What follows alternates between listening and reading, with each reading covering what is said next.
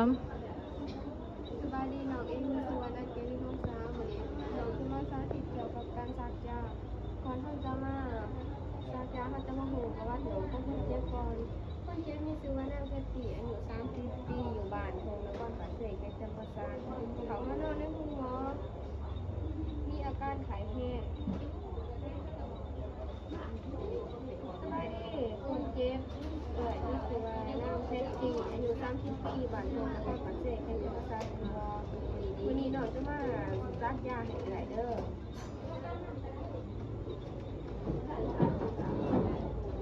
จะมาตรวจเบิ่งว่ายาถูกต้องตามหมอสั่งบ่ทั้งจากให้ผลดูแลออกยาถูกต้องและถ้าจะมาล้างมือหาขั้นตอนถ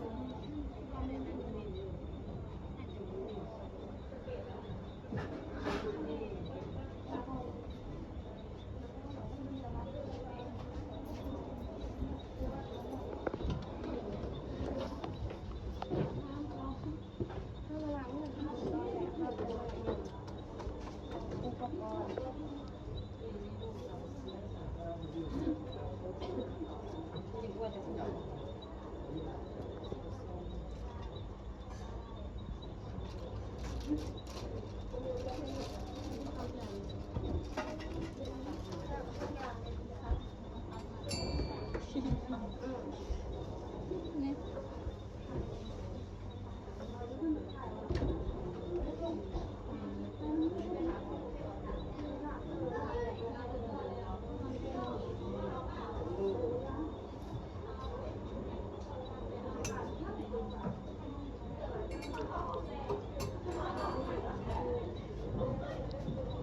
แล้วถ้าจะมาเบิ่งสังเกตว่ายา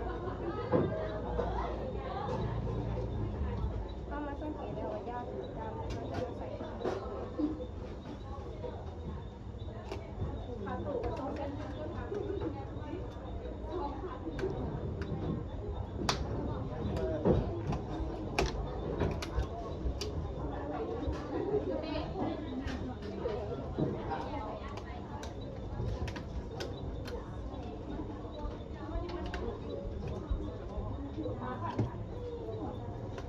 ให้ในอะไรเนี่ยบอกลืมภา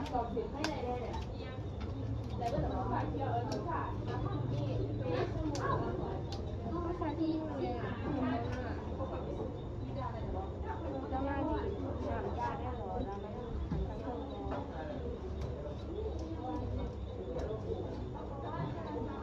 เครื่องหมอจะมานำเอาสำลีเปียกมาเช็ดก็ออกข้อเป็นโรคจำอะไรแล้วเขาจะหักออกมาก่อนที่เสียเขาจะปิดออกข้างนอก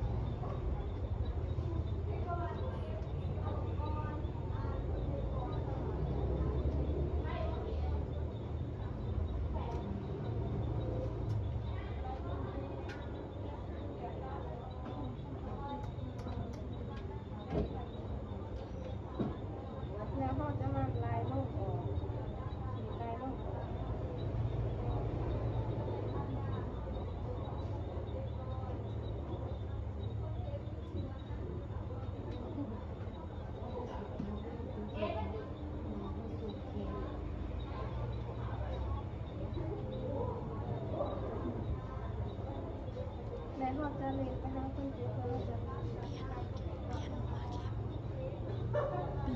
แล้วเขาจะมาเปลี่ยนหัวเข็ม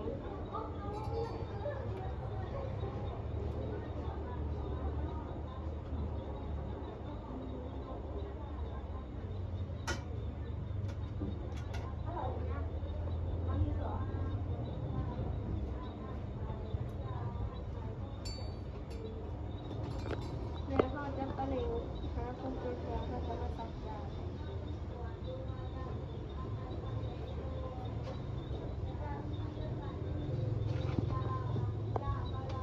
เขาจะมาจับทางแวดล้อมยุบหามาที่ขนมสีไข่แห่งจะบาง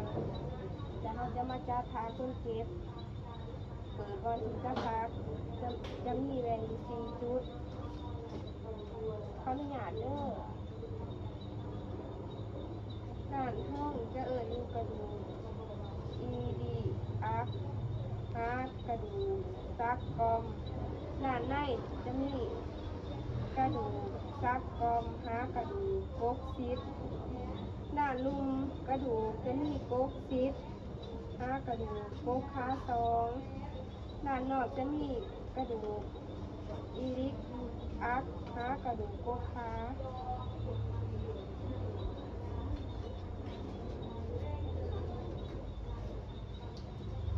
ถ้าจะนำตำรวจมาเสร็จแล้วเป็นลูก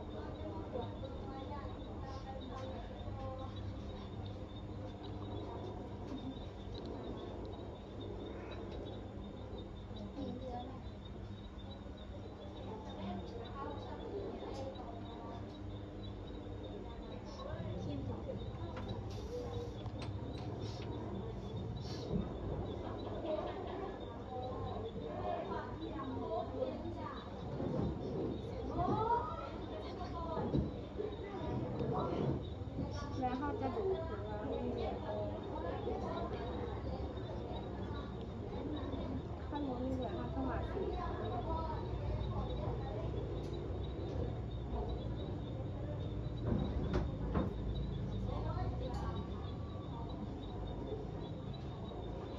้วเขาจะมาหนวด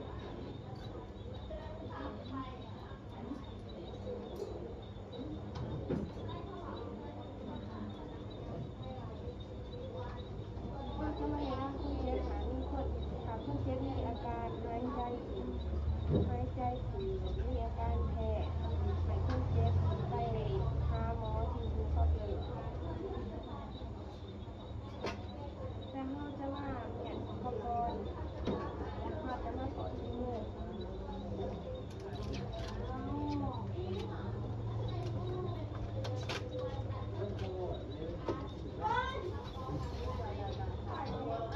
การทับประกัน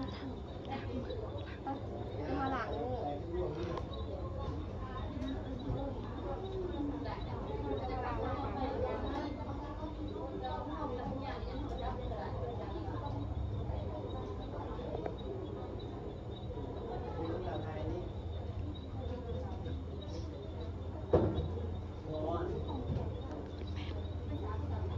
แล้วเขาจะมาขอเล็บ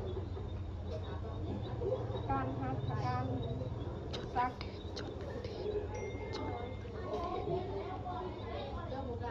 การทำการซักยาเข้าหนองเพื่อแพทย์สนิทเขาขับใจ